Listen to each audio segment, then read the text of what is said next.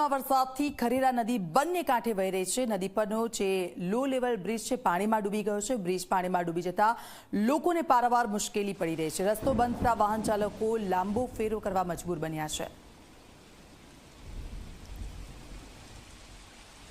વલસાડ જિલ્લામાં વહેલી સવારથી ધોધમાર વરસાદ વરસી રહ્યો છે, જેને લઈને નદીઓમાં ઘોડાપૂરની સ્થિતિ જોવા મળી રહી છે। હાલ અમે ઊભા છે ખરેરા નદી ઉપર। આપ જે પ્રમાણે દ્રશ્યોમાં જોઈ શકો છો કે વલસાડ જિલ્લા અને નવસારી જિલ્લાને જોડતો જે ખરેરા નદીનો બ્રિજ છે તે સંપૂર્ણપણે પાણીમાં ગરકાવ થયો છે, જેને લઈને જે વાહન ચાલકો છે તેઓએ ચકરાવો કરવાનો વારો આવ્યો છે। ખરેરા નદી ઉપર બે લો લેવલના જે કોઝવે છે તેના ઉપરથી પાણી ફરી વળ્યા છે અને જે પુલ છે તે સંપૂર્ણપણે પાણીમાં ગરકાવ થઈ ગયા છે। બે લો લેવલના જે પુલ આવેલા છે તેના ઉપર પાણી ફરી વળતા જે વાહન ચાલકો છે તેઓએ હાલાકી વેઠવાનો વારો આવ્યો હતો।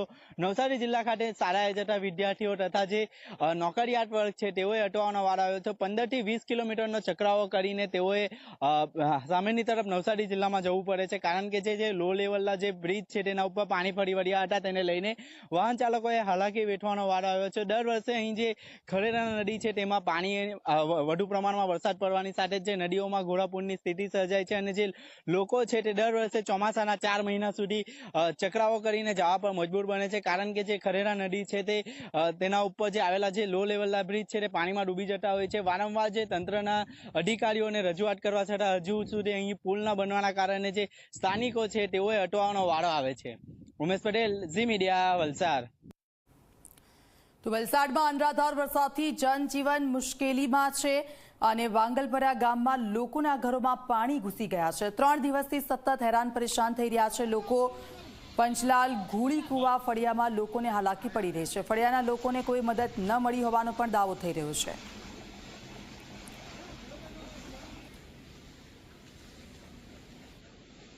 જિલ્લામાં વહેલી સવારથી ધોધમાર વરસાદ વરસી રહ્યો છે। ધોધમાર વરસાદના કારણે વલસાડ જિલ્લાના કેટલાક વિસ્તારોમાં પાણી ભરાઈ ગયા છે। ત્યારે હાલ અમે ઊભા છે પંચલાઈ ગામના ધોળીકુવા ફળિયા ખાતે। આપ જે પ્રમાણે દ્રશ્યોમાં જોઈ શકો છો કે ધોળીકુવા જે વિસ્તાર છે ત્યાં આગળ પાણી ભરાઈ ગયા છે, લોકોના ઘરોમાં પાણી ઘૂસી ગયા છે, તેને લઈને જે અહીંના લોકો છે તેઓએ પારાવાર મુશ્કેલીનો સામનો કરવાનો વારો આવ્યો છે। અહીં આગળ જે ઘૂંટણસમાં જે પાણી છે તે ફળિયામાં ફરી વળ્યા છે, તેને લઈને ક્યાંક ને ક્યાંક જે લોકો છે તેઓએ મુશ્કેલીનો સામનો કરવો પડી રહ્યો છે। જે રીતે વિસ્તારના અંદર જે પાણી ભરાયા છે તેના કારણે કેટલાક લોકોના ઘરોમાં પણ પાણી ઘૂસી ગયા છે, તેને લઈને તેઓએ ભારે મુશ્કેલીનો સામનો કરવાનો વારો આવ્યો છે। આપણી સાથે અહીંના કેટલાક સ્થાનિક લોકો જોડાયા છે।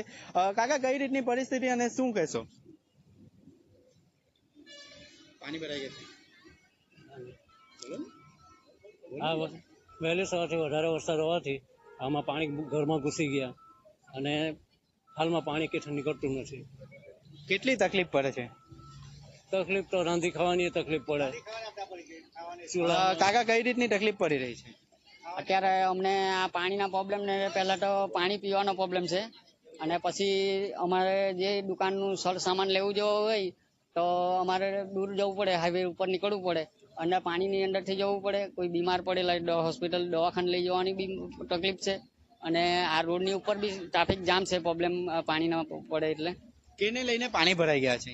આ બુલેટ ટ્રેનનો પ્રોજેક્ટ જે અત્યારે ચાલે એ બુલેટ ટ્રેનના પ્રોજેક્ટથી જમીન ઉપર છે અને એની સાઈડની અંદર જે જમીન બી વેચાણ થઈ છે એ બી પુરાણ થયું છે। એનું પાણી બધું અહીંયા આ ફળિયાની અંદર આવે।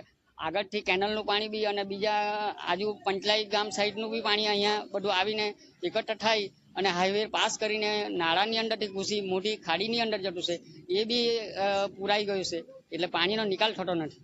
આપણી સાથે અહીંના ગામના બીજે કેટલીક મહિલાઓ પણ છે। માસી, કેટલી તકલીફ પડી રહી છે પાણી ભરાઈ ગયા? પાણી ભરાઈ ગયું ને બહુ તકલીફ પડી, ઘરમાં બી ભરાઈ ગયું, દેવર બી અમારી જઈ પડવાની, એવું થઈ ગયું બધું। કેને લઈને પાણી ભરાયા છે? આ બુલેટ ટ્રેન માંથી પાણી નહીં નીકળે ને તેના લીધે પાણી બધું ભરાઈ ગયું વરસાદથી। જે રીતે અહીંના સ્થાનિકો જણાવી રહ્યા છે કે જે બુલેટ ટ્રેનનો પ્રોજેક્ટ અહીં આગળથી ગયો છે તેને લઈને ગામમાં જે ઘૂંટણસમાં પાણી ભરાઈ ગયા છે। આપણને ગામના બીજા અન્ય દ્રશ્ય બતાવવા માંગીશ। આપ જે પ્રમાણે દ્રશ્યોમાં જોઈ શકો છો કે એ જગ્યાએ ગામના જે ફળિયું છે તે ફળિયાના તમામ ફળિયામાં જે લોકોના ઘર આવી પરિસ્થિતિ, જેઓના ઘર ઉપર છે તેઓના ઘરમાં હજુ તો પાણી ભરાયા નથી, પરંતુ જે રીતે વરસાદ વરસી રહ્યો છે તેને લઈને જો વધુ વરસાદ વરસે તો લોકોના ઘરોમાં પણ પાણી ભરવાની શક્યતા છે। આપણી સાથે બીજા પણ સ્થાનિક છે। કઈ રીતની સમસ્યા પડી રહી છે? ભાઈ સર, પાણી આમાં બહુ ભરાય છે ને પાણીનો નિકાલ કઈ થતો નથી।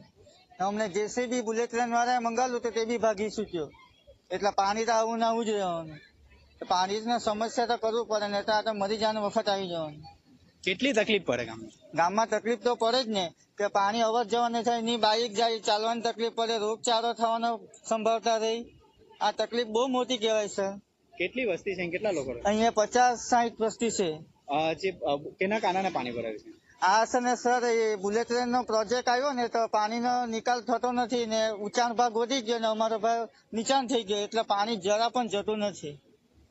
જે રીતે અહીંના સ્થાનિકો જણાવી રહ્યા છે કે જે બુલેટ ટ્રેન પ્રોજેક્ટ આવ્યો છે તેના કારણે પાણી ભરાય કે આપ જોઈ શકો છો કે જે લોકોના જે વાહનો છે તે પણ પાણીમાં ગરકાવ થયા છે. જો હજુ વધુ વરસાદ વરસે તો લોકોના ઘરોમાં પણ પાણી જવાની શક્યતા વધી રહી છે અને તેને લઈને ક્યાંક ને ક્યાંક જે અહીંથી જે પાણીનો નિકાલ છે તે તંત્ર દ્વારા જલ્દી કરવામાં આવે તેવું સ્થાનિકો ઈચ્છી રહ્યા છે અને માંગ કરી રહ્યા છે.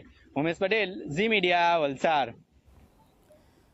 તો વલસાડમાં સતત વરસાદને કારણે હાલાકી થઈ રહી છે. નેશનલ હાઈવે 48 પર ખાડા પડી જતા મુશ્કેલી થઈ રહી છે. ખાડાને કારણે નેશનલ હાઈવે પર ટ્રાફિક જામની સમસ્યા પણ સર્જાઈ. હાઈવે પર પડેલા ખાડામાં ગાડી ફસાઈ ગઈ.